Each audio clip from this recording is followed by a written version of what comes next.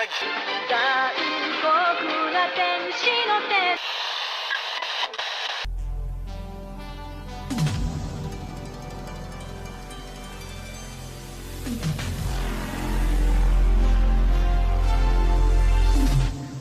and welcome back to the Monch Hours podcast. I'm your host, John. I'm here with my good friend, Mr. Jordan. How you doing, buddy?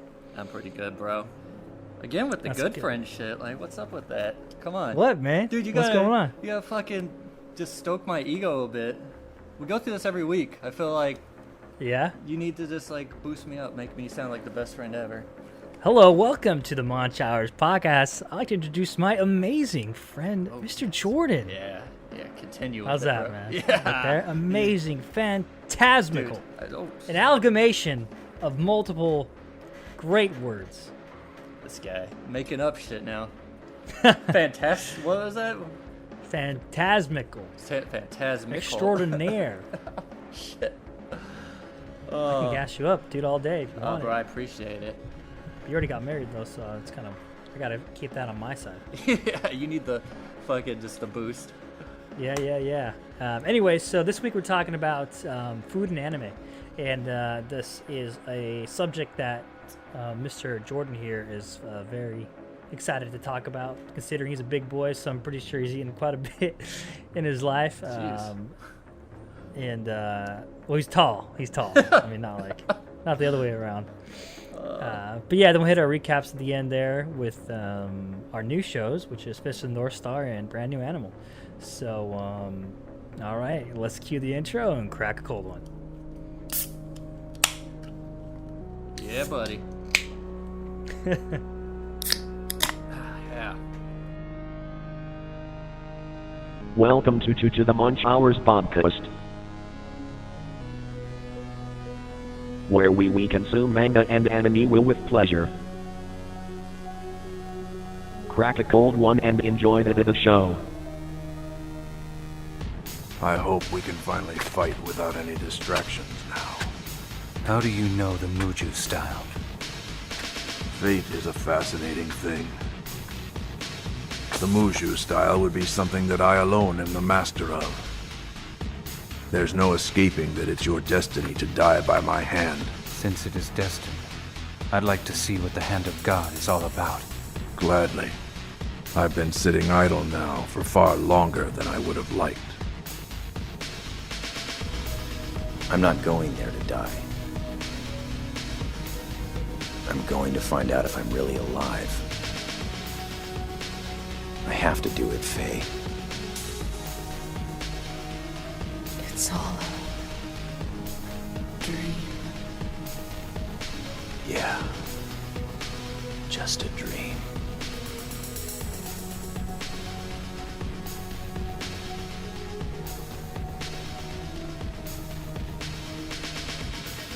And we're back. Jordan, how you doing, dude? How was your day? Bro, it wasn't too bad. Just chilled. Started school again, so fucking trying to get in that swing of things. So I just busted out some schoolwork and then kicked it at the beach. Bro, Okay. we were at the beach today and like there was like some splashing out in the water. So what the fuck is that? We're like looking, like people are like standing on the beach, like kind of staring like at the splashes. And like you know, you see that in the water, you think like a shark. Right. And bro, fucking like we stared for a little bit, and I'm pretty sure it was a manta ray, dude. Like you see, fuck? like the you know how the, like it has like wings basically, and they like fly through the water. Yeah. And like we just kept seeing like the tips like come out. We're like, what is that? I'm pretty sure, dude, it is a manta ray. I'm gonna say it. What is that? Dude, black manta out That's there, tight. you know. Yeah, Black Manta. That was your hero origin story, and you dropped the ball, man. Oh shit! I know I should have rushed in there. Should have rushed in there and got some type of attack, and then your blood infused, and all of a sudden you got wings. You got gills, dude. Yeah, I fucked up. Next time I know what to do. Next time, don't do Steve Irwin, though. Oh. Rest in peace. R.I.P. How about you, though? How's your day? Good, dude. We had the Steeler game today. They won 3-0 finally, man. Yeah. Last year was so rough because Roethlisberger was out the whole season, and I think like everything's coming together now. Like defensive options are offensive. And you know what? I don't want to get into a sports Yeah. podcast. This is anime and manga. What are we doing talking about sports here? Yeah, did that. We chilled with the fam, and just got some just a Sunday. You know, keeping it easy on a Sunday and prepping for this podcast here. But like I mentioned earlier, I was talking to Jordan about this game that came out called Genshin Impact. I knew there was hype about it, but I really didn't care until someone kept telling me, and then I saw it's cross save both on mobile and PC, and then they have it for like consoles too. So I was like, wow, that's pretty ambitious. So I had to give it a shot, and so far it's pretty good. I mean, played a little bit of it, so I'm in that reroll phase, trying to get that 5-star. Baby, got to get the gacha rates going. Yeah. Do you know who the developer is? It's like a big time. They made, I guess, Hanukkah Impact or Hanokai. I'm not sure. I didn't play that one, but it's pretty solid. Right now, I can see like it's got a nice engine to it. Yeah, I have to check it so out. I'm not sure. Something with an M. Yeah, one of those M words. Yeah, I can't tell. I can't tell you, dude. Let me see here if I can. Nah, I don't know. Just I have to like get into the launcher, and I don't want to open it up right now. I hear you, bro. I'm over it anyway. What are you drinking, dude? Coconut wireless cream L. It's Coconut wireless cream dude. L. It's a nitro infused cream L. So okay. It's got that smooth flavor, coconut taste, a little. I don't know, bro. It's like ice cream in a can. Digging it. Oh, ice cream in a can. I like the sound of that. Yeah, bro. It's pretty bomb. What about you? Right. What kind of triple, double, quadruple IPA you got this time? Bro, I switched it up this week. I got the Island Brewing Company local, a little local up north, about 30-40 minutes from Carpinteria. Shaka Seltzer, baby. Oh, Passion bro, fruit, Shaka Seltzer. orange, and guava. Hit him with the Shaka, dude. Dude, bro, I already did. I already did too. Oh, yeah. He's got this camera going now, so the double Shakas, yeah. And you're Hawaiian, so I'm using, so he can actually do it, and he's my best friend, so I can do it. I have that, I can do it, even though I'm not a local. Yeah, bro. I mean, I'm not a local. I'm born in Alaska, bro. Well, you can do it. I live how here. long does it take to be a local in Hawaii? Dude, I don't know. I'm not out there asking these questions. You know what? I think if you're not getting side-eyed and yelled at to get off the beach, I think you're probably pretty good to go. That's true. I hope I'm not getting the stink eye anymore. I mean, you're the guy who's posting the surf vids. I would say it's pretty local to me. That's true. I mean, maybe I am now, bro. I think you're local. You got the tan going. You got the tan. It's not a tan anymore. It's just your natural color. I know. That's just how I am. Hair's getting long, bro. Yeah, it's local, baby. Good. There you go. Shit, There you go. it Yeah, it's happened. pretty good. Pretty good different beer, and it tastes freaking sick. It's very refreshing. Hell yeah. Yeah. Island Brewing, huh? Yeah. They have also like an avocado ale up there. Ooh, delicious. And what sucks is like they're known for their avocado festival, annual avocado festival, which take place in October next week, but it's canceled. So Yeah, it's not happening. to live another day, another year. Hopefully, we'll get something going. But One day. it is what it is. It is what it is. Yeah. All right. Fucking, what was that? That's some Hotel Transylvania shit? What's up? No, it's just a video on Twitter, like a viral video. Yeah. Well, But hell yeah, man. It's like we said, we're talking about food in anime, and of course, food in anime is prolific. You'll never escape how delicious a bowl of ramen presents itself in an anime, or just like the steam wafting off a nice hearty meal, dude. But this is I'll let Jordan take it away here, man. You got all the research and stuff, so I'm excited to see what you got. I mean, as you said, bro, like, I'm a big guy. I got that fat kid heart. Like, no lie, dude, I love to eat. If I was a bit presumptuous, I'd be like, I'm a foodie with the air quotes, but I'm not that guy, you know? Oh, But, he's a foodie. I'm gonna introduce you like that next week. No, Resident foodie. I want to, in my mind, that's how I am, but that's not how I'm gonna present myself, bro. So let's not get ahead of ourselves, you know? All right. Yeah. All right. But yeah, so honestly, like, whenever I'm watching anime, they hook me in when the food, it's like all things in anime. It's a bit over the top. It's quite bombastic when you think about it. Like you said, the steam just wafting off of these bowls of ramen. just how perfect these meals are presented. It is like everything in anime, it's over the top, and in that it's quite like beautiful. The artistic representation is just amazing sometimes. I mean, sometimes it's lacking, but that's just anything. But for the most part, food is nailed in anime, and there's so many options of it that you could just write a list that's never ending, because I mean, everyone needs to eat, right? Like, it's just one of the laws of nature. We have to eat, and I mean, why would anime characters be any different? Right. And these, the creators, they often show these, smaller moments when people are sharing meals, and that's represented quite, often just through like them at a dinner table and just having dialogue and talking. Yeah. So when I was thinking about this topic, like, I started doing a little research, and I guess in Japan, like in media, like food wasn't always represented. It wasn't like at the forefront until 1985, and a movie was released. It was live action.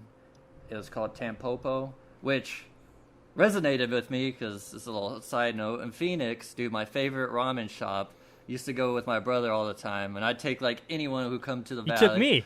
Oh, bro, we went to Tampopo? Yeah, bro, you were in Tampopo. That's why it sounded familiar to me. Yeah, bro, that was the spot. So then I saw this, I was like, oh, fuck, that's where the name came from? I don't know, it might actually have a translation that makes sense for ramen, because it's about a woman who runs a ramen shop, and that's the focal point, and the story is run through this, different events happen at this ramen shop, different people come in, share a meal, and the story progresses through this ramen shop. And that was I guess the first point, or one of the first, that Japan started embracing like food as a like story beat, as a way to progress a story. And then at that same time, we got Studio Ghibli was entering the scene. I think they were established as Studio Ghibli in 1985 as well.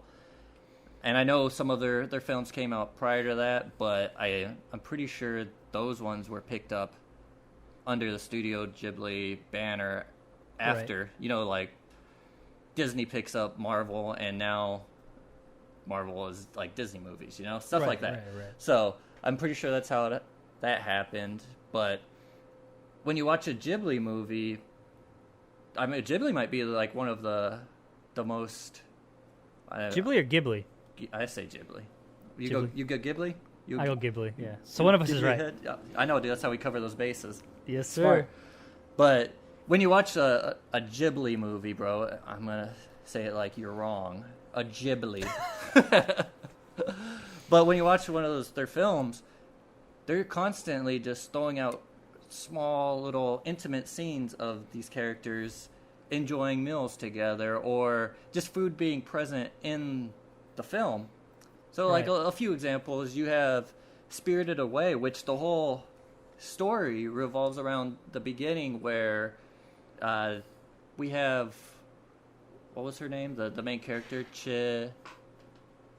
Chihiro, yeah. So Chihiro, they go into this abandoned amusement park, and they smell food, and you see that her parents are just drawn to it. They basically run to where they smell this food at, and they end up turning into pigs. Right.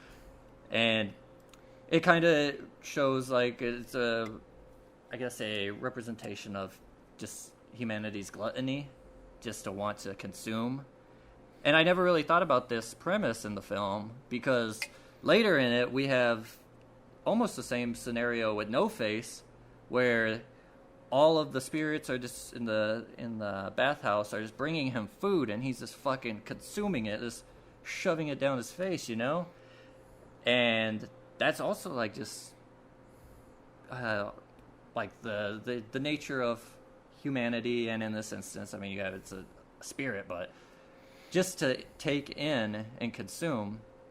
And I mean, like, I'm not gonna lie, like the food in Spirited Away, like, I'd be like, fuck, I'm a glutton now, because that shit looks bomb.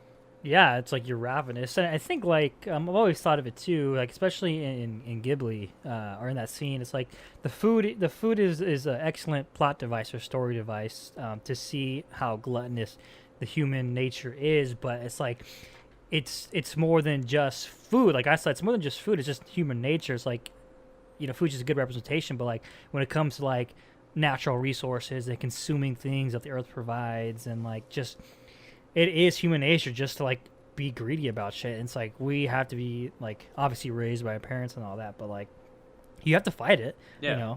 You have to fight it, and it is a constant battle. It's like you can eat that whole box of pizza, but do you want to eat the whole box of pizza? Oh, bro, I do. Yeah. I want to make that You do, choice. yeah. Bro, is that a question? Because, fuck, Yeah. sign me up. But you get what I'm saying. It's like I Yeah. love when you can like there's multiple facets to it. Yeah, definitely. And, like, that's only one example through the Right. Ghibli films. I'm sure you could point out a few more, but, I see in Kiki's Delivery Service, first off, when she gets to the town that she travels to, she ends up living and kind of working in a bakery, doing deliveries for this bakery. And further on in the film, it takes her to this old woman's house who can't make it to her granddaughter's birthday. So she wants to bake her one of her favorite pies when she was a kid. And it's just a small little scene that it's so powerful, though. Like, this old woman, a grandmother, is, baking and going through the whole steps with Kiki, stoking the fire and, rolling the dough and everything that goes into making, I think it's like a herring pie or something. And she does it with such love.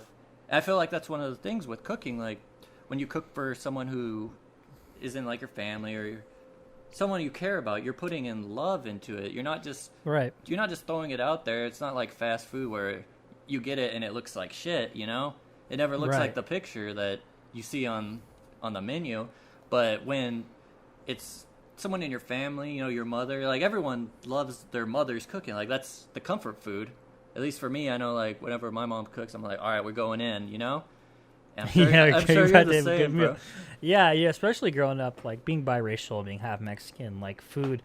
As you mentioned earlier, it's more than just food. It's a time of like coming together, and when your family, or when, like you said, your mother cooks, your father cooks for you. It's like the intent is like more than just just to eat or just to feed. It's like there's the love and there's like the growth that. And it's like it's honestly hard to describe because we're considering looking into food into a different aspect of it, more than just like nutritional value, but like everything spiritual and all that. So like I totally get what you're saying there. Yeah, you're kind of you're nourishing your body, yes, through the food. I mean, everyone needs it, but you're also, like you said, nourishing your spirit. You're building that love, and there's like camaraderie, and it doesn't have to be just your family. Sharing meals with your friends, it's the same thing. You're breaking bread together. Yeah. And it's beautiful. And, anime does a great job of representing that. So, yeah, that's a couple of examples I see just in Ghibli where they do it, it's masterclass in how it's translated. And it's not like they're even telling you this is what they're saying. It's kind of one of those things where, like, you're interpreting it yourself. And it's not a hard thought to come up with, but it's not one that they just tell you that they're trying to do, Yeah.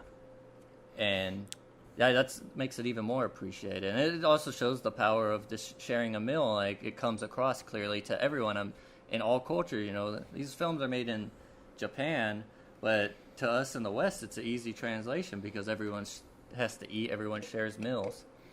Yeah, it's like it almost comes down to like when they say like music is like the universal language, like so is food. Yeah. There's like that common place and that common that point of relation that transcends or comes across all cultures.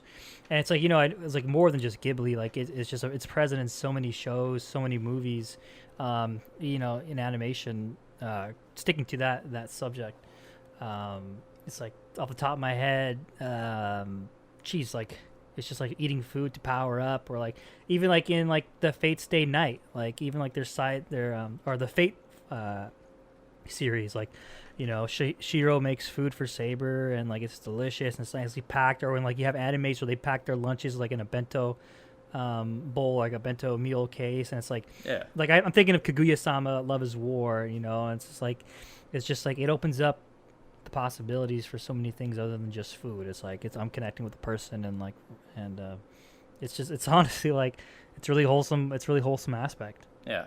I mean, you mentioned like the bento box. Like that makes me think of another Ghibli with My Neighbor Totoro, where the oldest of the daughters wakes up one day and makes lunch for the younger sister and her father because their mother's sick, so she's having to kind of like take on some extra responsibilities, and she makes it, and when she hands it to her younger sister, like you just see on this child's face like just such a look of I guess awe and appreciation at the fact that you just given a meal, and it's so well prepared and plated that it's beautiful.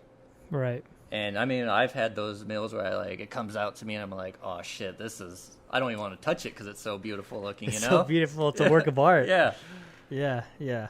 So, yeah, I could just keep going to Ghibli constantly. I know Apparently. they do it a really good. They just do a fantastic job. Like a lot of the times, it's like the art captures it so well, and you can't like life imitates art imitates life, like we talked about in our Akira episode. Yeah. But yes, Ghibli is like one of the most ones. It's so common to find it because they do such a good job, and it's one of the ones I see mostly shared on social media as well. So like it's easy to go to that. And for those who haven't seen it, like we talk about Ghibli, like talking about movies such as Howl's Moving Castle, Spirited Away, Kiki's Delivery Service, The Cat Returns, Princess Mononoke, Mononoke, and other ones like My Neighbor Totoro. Like those are the Ghibli films that we talk about. So you've probably seen them as growing up. But like, yeah, man, like food for me as well in that aspect.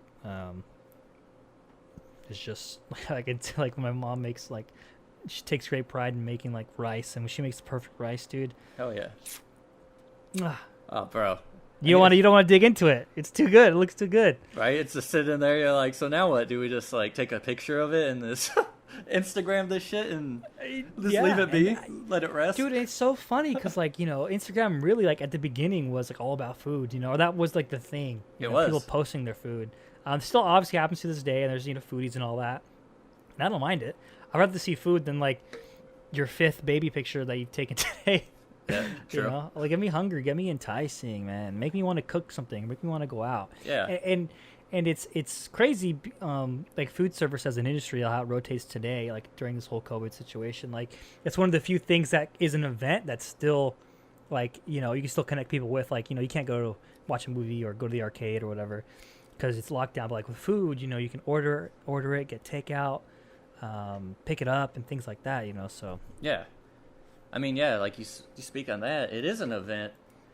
Like, it's like, you go to a concert that you can listen to your Spotify, the same music, and it's the same songs being played, but you're paying, 1,000 times more than you would for a Spotify subscription or whatever. I don't know how much more. It'd be like a $100 ticket when you could just pay for an album, right. And eating out is the same.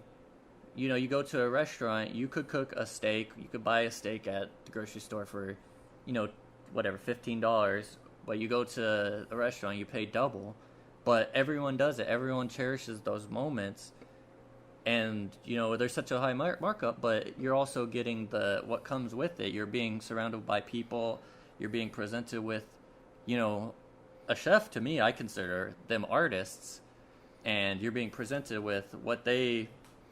like is their art, Yeah, I think with that, dude, like again, like and I keep saying this because this is like the most high when I think about it, because you go to like when I watch my uncles, my tios and tias grill or make their food, and like everyone's around them, or like whoever's cooking is cooking together, and they're really taking precise precision, or just the really great care. It is like an art form.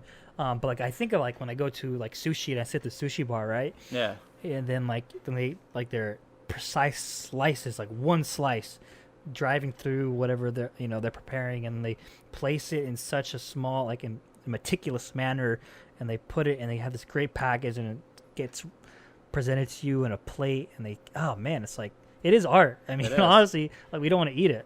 Yeah, it's beautiful. And then you add the layer of it being represented animated, and you're like, it's even more beautiful now. Like, you're right. Yeah. It's crazy.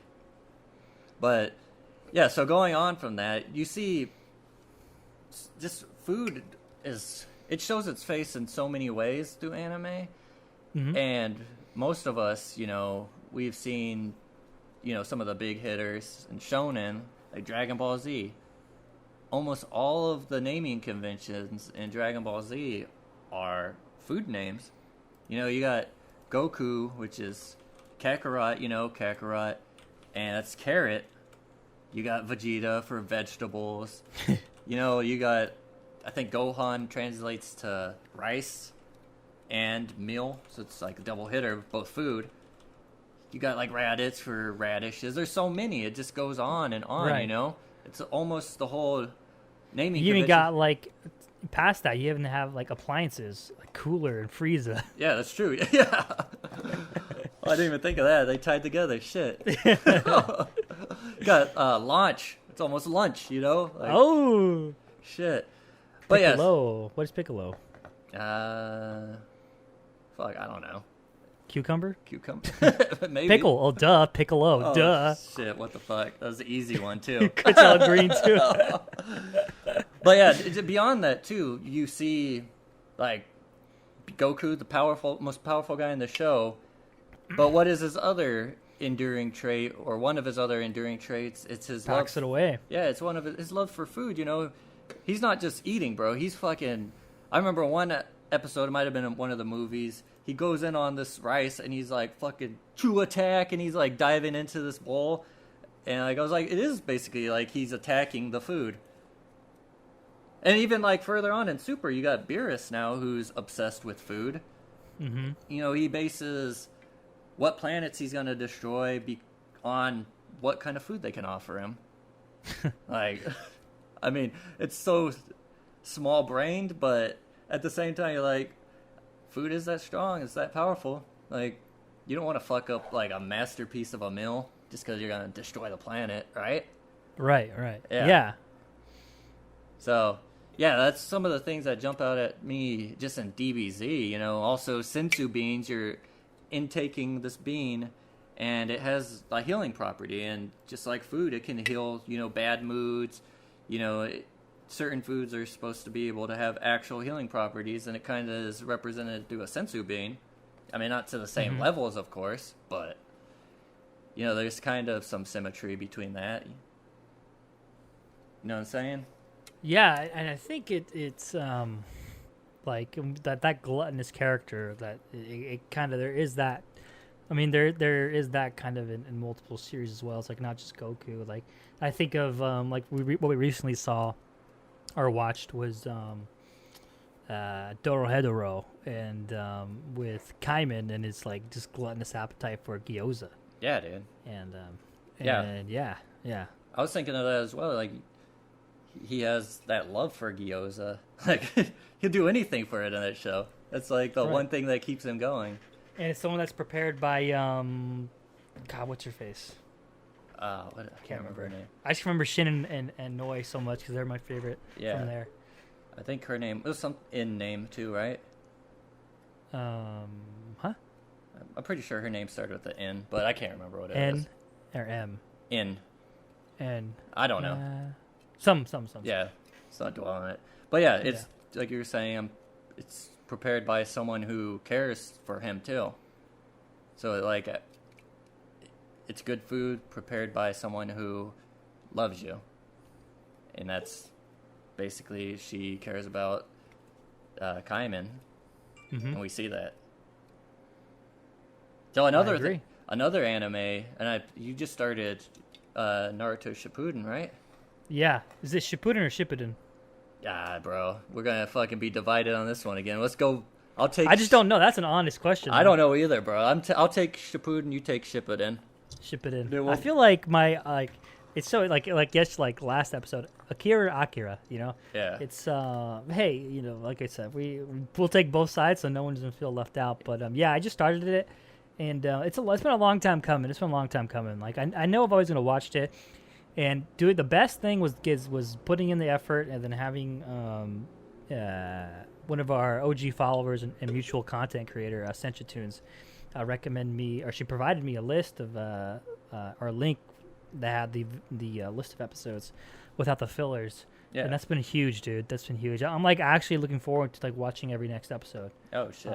Which is good. Which I didn't expect. I'm happy for it. I might have to get that list, bro, because I got you. I still haven't watched it either. Yeah, I got you. It's cool, man. I'm seeing a lot of scenes, a lot of those like iconic moments, and like I'm living it for the first time.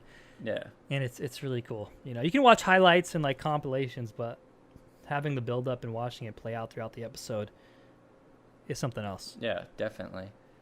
I mean, you don't have like the filler episodes, so you're probably missing out on all the Ichiraku ramen shop scenes. Yeah, well, I got some. I mean, I've also seen Naruto, the original, and Yeah. so I've known like the ramen scenes and how iconic that is. It's like, and you have episodes that are considered fillers, like it's all dedicated to food. Yeah. In multiple series as well. Yep. I appreciate those scenes in Naruto because it really, through those scenes, you're seeing he's never, I mean, for the most part, he's never alone. He's usually with his sensei, his Iruka sensei, and they're sharing the ramen together. Mm-hmm. And like Naruto's growing through these experiences, he's learning through having, you know, a teacher there with him, and also getting to share a meal. Yeah, yeah. It's like in that aspect too. It's almost reminds me of like sports, and we played back in high school because, you know, if you take Naruto, like usually what takes place is like a really long training session, and you can have like bitterness towards each other or animosity because, you know, if you're doing physical activity or like sports, you're playing together and someone fucks up, you know, it's like there's that kind of like tension. But like if you go and eat a meal afterwards, it all gets melded away, and it's a bonding experience, and it increases the relationship you have with that person for the better. So it's like having that moment in Naruto, for example, like really relates to me like a sports aspect, and that's why I can appreciate it. Yeah. In that aspect, or even like going to work like nowadays, like if you go to like a massive, like when I was in Sea Springs, Colorado, and my boy Gino, like we go, you know, he's like a massive dude, muscles, and he'd take me and we go through his routine. And he'd put me through the fucking ringer, and then, you know, what helped me get through the whole thing was that looking forward to that massive meal at the end. Yeah. So, it's like a treat after you do something so intense. yeah. Like your training, like Naruto's training, like all these characters, you know, Goku's training. It's something to look forward to, like you say. And it's like at the end of this hard road, we're going to enjoy something delicious together. And it'll give you that motivation. Yeah, 100%. Yeah. I like in Naruto too how, and it's not just Naruto, but some of their powers are, you know, their skills, their techniques are associated with eating something. So like Naruto, you have Choji who takes he has like a thing of pills, and by ingesting these pills, he's able to like burn his fat to turn it into chakra. Right. And so it kind of gives like a reason behind why he eats so much, is maintain this weight. So he's able, if he has to burn this weight through these pills, he has like this extra power boost, and it's like a trump card almost. And that's like a cool little, like just nuance, you know, tying in like character traits and why they're the way they are, and making it make sense. You know, even like Rock Lee, he is able to like enter that like drunken boxing state. You know, it's like the Legend of the Drunken Master by drinking some sake, and that's that's a power up right there. So like, yeah, I mean, even like with the sake thing is when we just, you know, talk about the Dark Tournament arc, and we had what's his Chu, the know, boy his Chu, drunken state, and it's also the whatchamacallit, like that is a thing that I've seen around. It's like the drunken fist or the drunken monkey, where people enter sake and they kind of have that altered state of mind, or altered power to it. Yeah. Like that drunken state, which is pretty cool. I like that. I like the drunken fighter. Yeah. It's interesting. There's something to it. Like, I haven't heard it with alcohol as much, but like jiu-jitsu fighters, a lot of them will like smoke weed before they go and roll.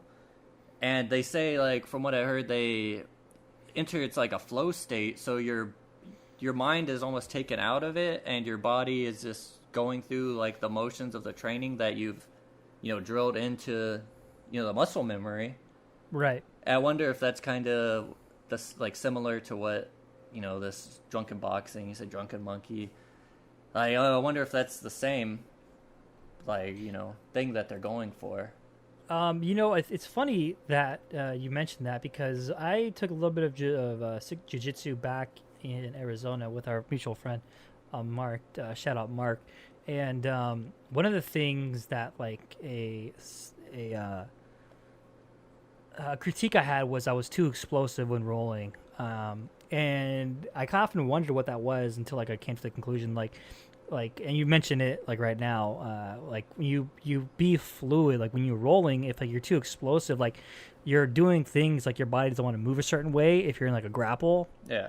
you hurt yourself. But like you say, if you smoke weed, right, and you kind of flow through things, and like your body naturally has this movement to it, and you can kind of like escape things or do things in the natural order. It's kind of like the unfortunate thing where if there's like a car accident and involves like a drunk motorist, like usually the drunk guy or girl is like comes out unharmed because their body is intense. Yeah, It lets everything happen, So I think there is definitely a science to that. Yeah. I wouldn't have pieced those two together, but yeah, there is something to that. Just the fact that you're not wound tight probably right. just lends itself to entering that that state, Yeah, but I'm a big fan of the drunken state. So shout out to when we finally get the weed fighter. Yeah, seriously, that's next. It's coming. I imagine. Well, there's that skater anime coming out, right? Oh, I haven't seen anything on that. There's a skateboard anime coming out. Oh, shit. Yeah, so maybe we'll have some there. Dude. I'm down for that. Hell yeah. Skater anime. It was funny because it's like there's already gatekeeping in there. It's like the most one of the most original gatekeeping I've ever like have experience with is of course like Tony Hawk. Yeah. And like if you're wearing like back like nowadays it's Thrasher. Back in the days it was like Evil Toy or that one skateboarding like toy, and you get what I'm saying. Yeah. But like today modern times, you can't wear Thrasher if you're not a skater. It's like, shut the fuck up. And so it's like you can't watch this anime if you don't skate. It's like, oh, you're just fucking trolling at this point, bro. Yeah, I hope they are. Because fuck. Oh yeah, honestly I don't doubt it. It is fucking anime Twitter. So Fuck, I don't play volleyball, but I'm over there watching Haikyuu. Shit. and I don't fucking get into like a Hunter license, but I'm watching Hunter x Hunter. I don't kill human beings for a fucking living. Any of this shit, like it's all make bad. believe at the end of it. It's a fucking cartoon. Yeah. Oh, that's funny. But yeah, there's a few other things that I'm seeing. Just other examples. You got just like One Piece. Luffy, big fan of food, and Sanji, one of the main characters. He's a cook. He's the cook on the ship. And that was prioritized, like, Luffy finding him first and foremost. It was, like, before he does they got a boat, and then he's like, we need a cook. Like, that's, like, the power of food. You're like, I need to nourish myself. We need this.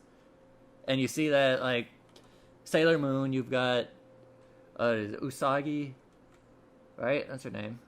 Yeah, Usagi, Yeah. that's right. Yeah. Love for dumplings. Like, Ooh, I'm getting so hungry, man. I know, bro. If you saw me right now on the camera, I got chills of like thinking of dumplings. Ooh, you hit the right spot. I know, bro. It just sounds bomb. You got like I mentioned it in the first episode. I think the fighting foodons. Yeah, fighting foodons. Yeah, bro. That's another food animal. Like they're chefs. They make these creations and they throw like a card in it and it comes to life and it's like Pokemon battling each other. And you got Toriko. He's a gourmet hunter. I think that's the title he has. And the story is he's just traveling the world trying to find the best ingredients to prepare his ultimate meal. Right. And then, of course, like, you can't go without mentioning Food Wars, which is probably the king of all food anime right now. And they probably are up there with Ghibli in how just amazing these meals look. And it's kind of funny. I don't know. Have you watched any Food Wars? No, dude. I should. Dude, it's good. There's a lot of fan service in it, but That's what I hear. But in a way, like, some of it like makes sense. It's not just needlessly. There's a lot of fan service in it that's needless. But there's one caveat that they do, a little like story beat that they always do, is when a chef presents a meal and it's like supposed to be just primo, this is the best meal you could taste. They'll take a bite, and then the person ingesting it, like, it just flashes and all of their clothes just fly off. Like, What? yeah, like, it's so good. Just It's so good. yeah, like it like blew their clothes off, and it's like, I guess that makes sense when you're thinking about it. Like, we've had those bites where you're like, this is the greatest thing ever. We like kind of sit back and go, oh, especially Yeah. when you're hungry. Yeah, Yeah, so yeah, it does that. Which, I mean, I'm sure it turns off a lot of people, but, like, if you just think of it in that way where it's just, in your mind, your clothes are just exploding off of you, then it makes more sense. Yeah, on 100% agree. Yeah. Oh, man, bro, I'm just getting hungry. Are you? I'm getting hungry I'm about getting this. hungry, too, thinking about it, talking about it. Like, I just want to go get, like, a fatty bowl of ramen. And it's so funny, dude. Like, you took me to that place.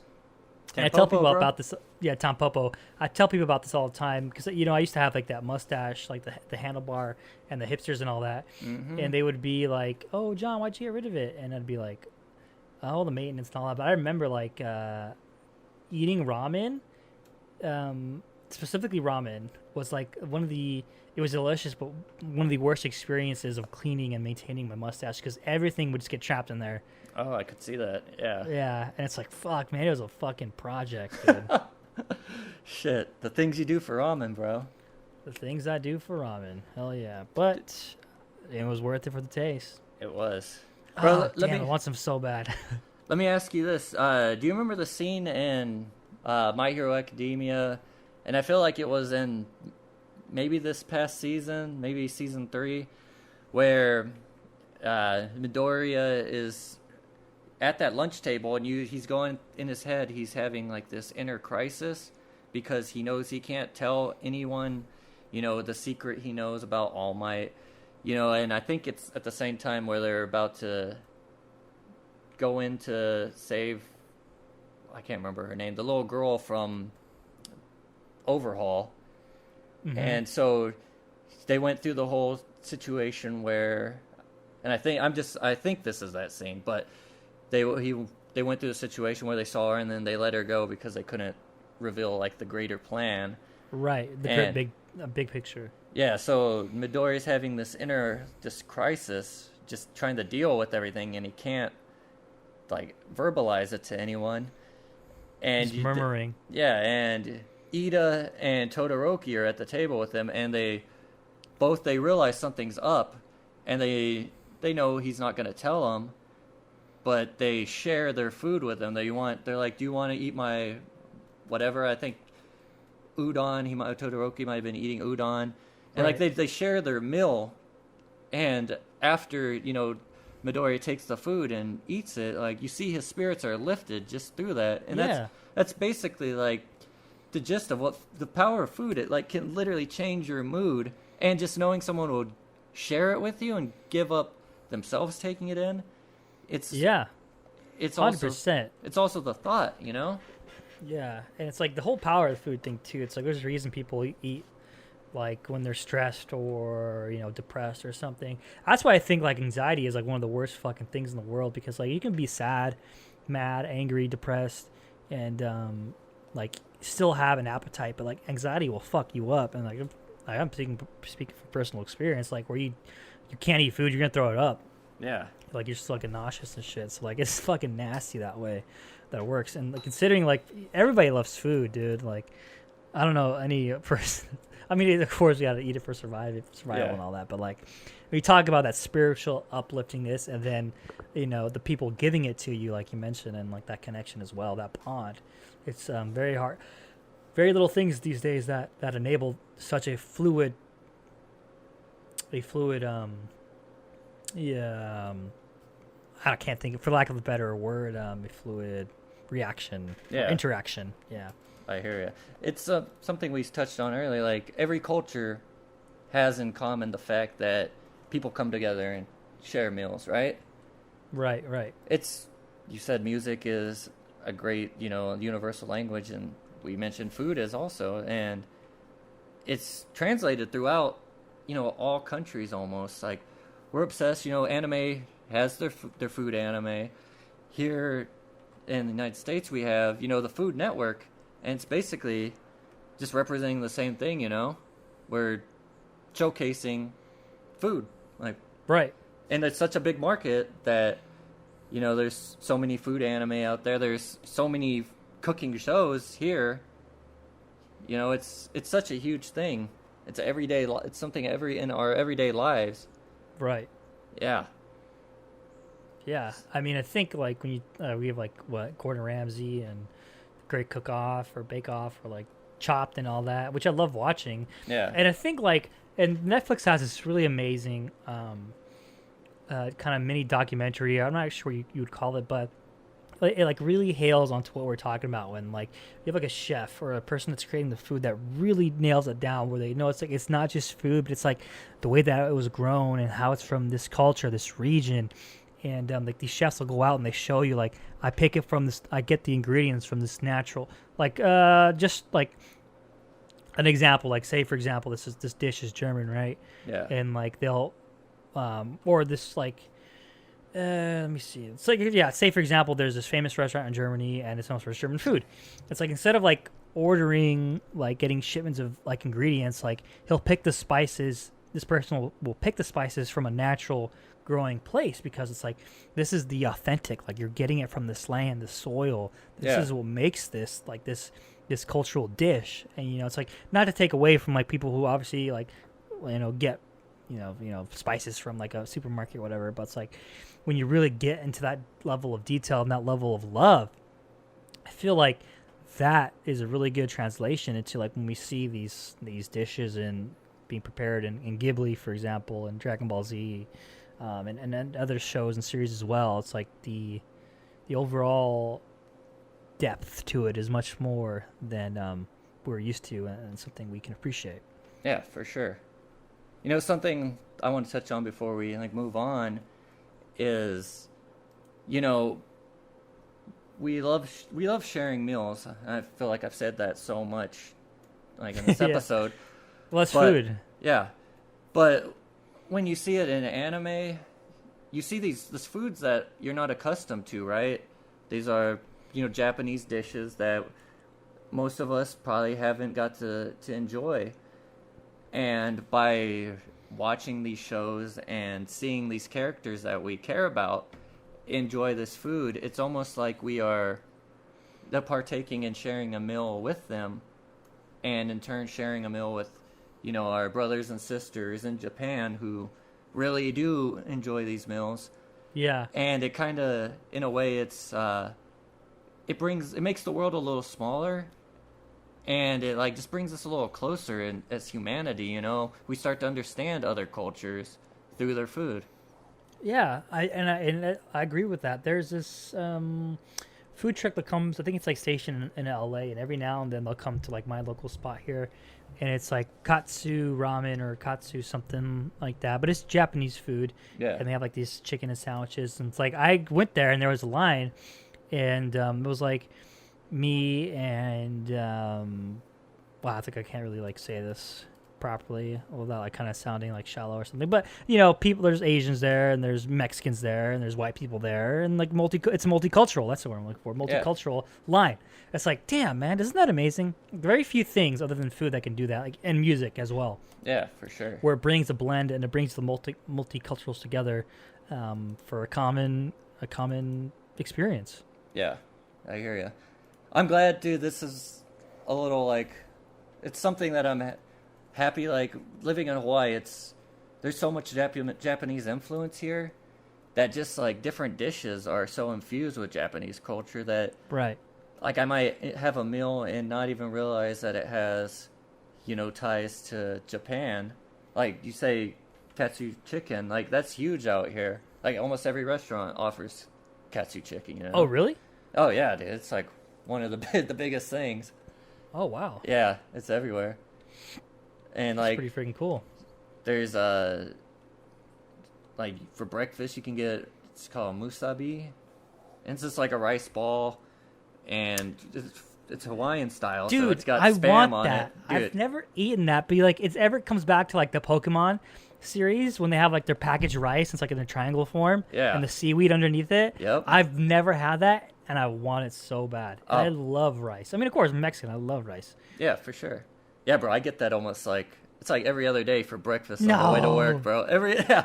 Damn, I'm so jealous. Yeah, I gotta visit you, man. I gotta spend like a week over there where you're at. We Yeah. gotta be like the first. Oh, maybe like episode 50 or something. We'll do it in person. Oh, bro, come on out. Oh yeah, you don't want to. I'm not gonna tell you to come out here. You've been here. What are you gonna do? Experience the same shit? Right? Yeah, I'll come out there for sure. Yeah, for sure. Oh, yeah. We'll have a fucking bonfire episode. Yeah, buddy. Beach bonfire. Beach bonfire. Let's go. Yes, sir. But yeah, and like doing my research, like my little just looking into things, it came across a quote that I really liked. I just want to share it. It said to share a meal with a stranger is to make a stranger a friend. Oh. And like that really just I was like, well, I gotta share that. That's fucking some next level shit right there, And it's true. You share a meal with someone and you feel closer with them after. Well, like you said that, it reminded me of that episode in Samurai Champloo. We had that one swordsman that was terrorizing that town, and they shared sake together. Yeah, it's true. Yeah. And then they became kind of. I mean, obviously, with fate, they'd fight each other Yeah. as rivals to the death. But being bloodthirsty towards each other, again, like you share a meal. Yeah. It's like it's almost instinctual, and it reminds me of maybe like this was just like passed down by evolution or whatnot. Yeah. There's got to be something to it. I'm sure people have done Unless studies. you're like Game of Thrones and it's like the Red Wedding. Oh, oof. Let's not talk about that. It still hurts me to think about the Still Red hurts Wedding. me. Yeah. Yeah. But, yeah. I think we should Yeah, move dude, on. We're getting kind of long here. Yeah, I know. Well, that's because we have a love for food. Let me check the time here. Yeah, we'll kind of finish up our recaps here pretty soon. Dude, thanks. Dude, that was a really solid deep dive into food. And for those guys, usually I take the charge here, but like Jordan's been wanting to kind of do his thing, and like it's like when we started this, it was a passion project between both of us, and it was really fucking awesome. And it just want to like geek out a bit. He prepared like a slideshow and everything, and I was like, "That's so fucking cool, dude! I fucking love it." Yeah, bro. So thanks, Jordan, for doing that. had Man. fun That's with fucking it. Sick. Yeah, definitely do that again. So we'll be looking forward to like more. We're doing like the half and half. One episode I'll kind of lead, and the next Jordan will lead, and we'll do that. So I just want to give everybody a round of applause for Jordan for fucking killing it this week. Oh, yeah. Continue. Stoke the ego some more, bro. This amazing Mr. Jordan, dude. Did I tell you guys how tall he was? Did I tell you guys how tall he was? Yeah, go ahead. Tell him. Tell him. He's like 7'1". 7'1". No, bro, you don't sell me short. 7'6". Come on. 7'6". He actually plays for the NBA. Yeah. You guys heard of Josh Chick or whatever his name is? Joe No. Chich? Yeah, Joe Chick? that's No, me. you got to talk about Jordan, bro. Shit. But yeah, so we got our recaps coming up here. We're gonna have, of course, like we mentioned, we started our 3 new episodes or 2 new series, which is brand new animal and Fish of the North Star. So, brand new animal. It's from Trigger. And I watched the first 3 only. I think that's what we had going here for. Yeah. And let me tell you what, dude. It's so funny. Like, no matter how times you say don't judge a book by its cover, like even though I knew it was by Trigger, and even though I had heard good reviews, like from what I saw, obviously like the whole kind of like furry aspect to it, like I immediately wrote it off like subconsciously. Yeah. This show is fucking sick already. Like, this show is a good fucking show. I had no idea what it was going to be about, but it kind of has, like, of course, like, this, like, we have the two with, like, the girl, and she's, like, a beast man, and then, you know, we have, like, the Silver Wolf, which is her partner, and they're kind of solving shit together and all that. Yeah. And I don't want to get into, like, the episode per episode. But, yeah, I was just wanted to bring that up because it was pretty sick. But in episode 1, and I'll just mention my highlights briefly because we are short on time here. When she first gets to the Beastman Island, she's running for the person that stole her, that pickpocketed her. And as she's running, we get a brief big screen monitor, and it shows Inferno Cop, a scene from Inferno Cop, which is like another Studio Trigger show that's kind of way fucking out there, dude. Like, if you haven't seen the clips of it, I recommend you guys watching clips of it. It's fucking sick, but it's way out there in terms of like animation and general premise and all that. But, you know, that was my kind of highlight in episode 1, where it's like episode 2 and 3, we do get a lot more world building, and we do get like the of course, you know, the medical facility is the fucking scumbag because they got something at play, and all that. And but yeah, that was one of my my takeaways from that. Like, we had introductions.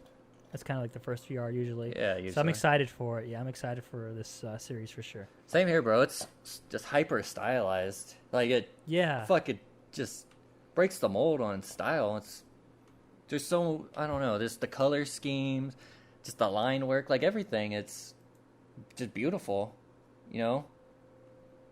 And you mentioned the Silver Wolf, and his whole character is this ultimate badass, you know. No one could touch him. He's just kicking ass.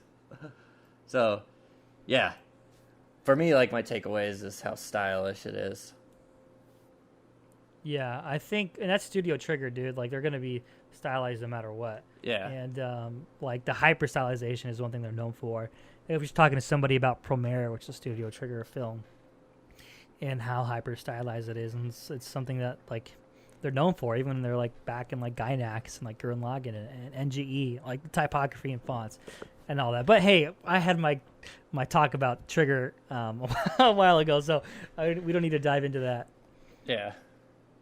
So yeah, let's jump to Fist of the North Star.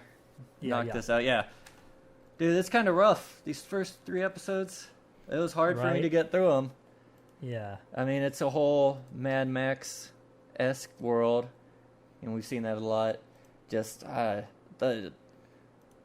guess the transferring it from analog to digital, it came across really grainy and just, it was kind of a weak I don't even know, like, translation, I guess. Yeah. And I mean, I guess that's just, it's an older show, so that's gonna happen, I'm sure. I mean, one thing I did enjoy about it was how the main character, he's basically like Bruce Lee. Like, he's doing the whole like flowing thing before fights and like hopping around. So that's kind of cool. But I hope it picks up. I hope it picks up. Yeah, man. I agree with your sentiments, man. It's gonna be rough if it doesn't. But we're gonna watch it regardless. So at least we have brand new animal. And then, you know, also we have, like, I've picked up, what did I pick up recently? I think I picked up another series that came out. Oh, no, maybe just still watching Fire Force and ReZero, which ReZero is ending this coming week here, or this part 1 of this season is ending this week, and this fucking series is, you know, it's fucking crazy, as we both know. But I can't forget Chainsaw Man. Don't forget Chainsaw Man. Did you read Jujutsu Kaisen, whatever that is? I didn't, but it's been a lot of hype, and I see there's, like, people are drawing, like, correlations from both series. Oh, I thought that was going to be our reading now, bro. What'd you do? Was it? I thought I thought it was still Chainsaw Man. I mean, we're still reading Chainsaw Man. Oh, you know what? It's coming back to me. You did mention that. Yeah. Maybe that's why I was saying I got to read this. It's all good. You'll read the first 10 and then you'll continue. Like, it's really good. It reminds me of kind of like Bleach. You know, it's a high school student. You know, it's like Ichigo gets possessed by the Hollow, and it's a little spoiler. You'll see it in, like, early on, but the main character kind of gets his own possession of sorts, and then ends up fighting against that. and fighting against like the Okay. things that are possessing him. So I'm pretty sure you'll really like it, and you also appreciate early on. There's a whole UFC reference because they talk about Mirko Krokop. Damn, that's Yeah. old school. Yeah, bro. I was like, oh shit, Mirko. Mirko Krokop, yeah. Yeah. So that was cool. Well, I'm pretty sure once you read it, you'll really enjoy it. Fuck yeah, dude. I'm excited for then. Speaking of... Whoa, I just lost my train of thought. UFC. Yeah, did you catch that fight over the weekend? I didn't. Who was it? Anzen, I can never pronounce his name, but it's the Adesanya? Adesanya, like who has his fucking picture in a Akatsuki fucking button up from Dude. Ship It In. What Yeah. a fucking G, dude. His his nickname is a Avatar reference. The Yeah. last style bender. The last so, style bender. So fucking dope. He won though? He won, yeah, dude. He fucking picked. So like his opponent was like this really stocky dude that was probably on some type of sup, and it just shows you when you like someone is expert in their field. Like the first round, all Asandanya did was like, well, he did a lot. He did a lot, but like his main thing was he just picked apart the opponent's lead leg. Yeah. It was battered, dude. It was fucking battered. Coming in a round two, he like a game plan solidly. He started getting more aggressive, which caused the guy to put more pressure on his front leg. His front leg gave, boom, punch to the dome, knocked him, kind of stumbled him, and then Austin Dine just finished him. Hell yeah. Dude, it was sick. Welcome sick. to- Then he broke dance afterwards while he was still knocked out. Fuck. Was he the one that threw the Pokeball? No, it was someone else. But he does stuff like that. Yeah. The fucking level of disrespect. Shit. Disrespect, man. Disrespect. It was sick. It was sick. Welcome to the Monch UFC hour. Welcome to the Monch Hours. We're going in the round for round fight here. We have Austin Danya with the second round knockout. What do you have to say for yourself on that beautiful execution? Oh, I didn't know where you were a morning radio host. Yeah, we're coming to you live from my room We need to here get those. in California. We need to get you those air horns. Dur-dur-dur. Get a mixed board. Yeah. DJ Tiger. Oh Dude, shit. No, don't forget. You know, it is interesting. Like when we started podcasting, right? I just started picking things apart, like radio host, and like you start noticing how people talk when they do kind of like a similar fashion. Like for example, a lot of the times I notice I have like 2 octaves now. Like I have like my podcasting voice, as some would say, or my radio voice, and then like my normal voice, I guess, which is interesting. Yeah. It's really, that aspect is kind of cool and all that. So, but yeah, dude, I'm excited, dude. I'm excited. You got your mic and you got your setup going, so we should be getting like way more cool things to play around with in like the editing side of things for me. So for the podcast, but we're like episode 20 here now. Episode 21 maybe. Something we're like that, yeah. Cruising, bro. We're cruising, man. Damn. Look at us. We're picking up speed. It's a nice steady grind, which I like. Not to say I wouldn't appreciate like a massive influx of people, but you know, we're not sellouts. No. I'll tell you that much right now. We appreciate all you that sticking with us and listening. Yeah, and I do want to say, like, for those that watch our content and listen to our content and like make it to the end, like of every episode, like you guys are like super special. Like, I don't know, we got to come up with a name for them, like the Monch Mob. You guys are the Monch Mob. The Monch Mob. Yeah. Yeah, like you really stick out to the end, or like watch at the end. Like, dude, fucking shout us, take a screenshot or something and shout us out. Like we are officially Monch Mob here at this timestamp. What are we at? Like about almost an hour or maybe an hour into it. Yeah. Yeah, dude, we'll fucking shout you out, man. We'll shout you out. Yeah. For sure. Do it. Everybody loves shout outs. Yep. Yeah, we appreciate you. Yeah. All right, everybody. Well, that's going to be it this week for the episode, for our food episode. Again, thank you, Jordan. You can find me on Twitter at Mr. Hans, MrHaunzz, 2 Z's. We're also on Twitter, the Monch Hours Podcast, at Monch_hours. And Jordan, if you wanted to plug your handles in there, sir. I'm at Twitter. On Twitter, I'm not at Twitter. On Twitter at HighRiza, HAGHRIZZZ, 3 Z's, AH. Hi, Risa. And we're at Instagram. You didn't do Instagram, right? No, I didn't. Instagram at Monch_manga. Oh, and Jordan now has his webcam up, so we have like shots. Jordan has shots to take, and he has, I don't know how many you have. You owe me a shot for August because like every month we do it. Whoever has the post with the highest likes, the loser has to take a shot.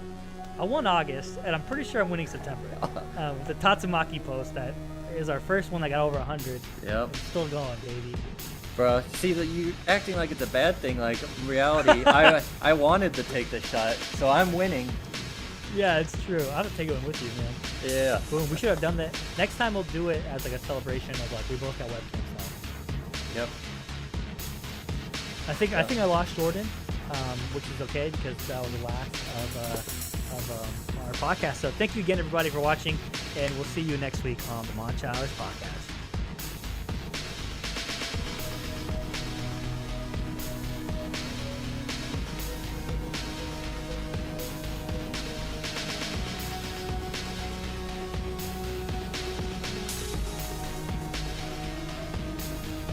Thanks for watching. Till next time on Monch Hours.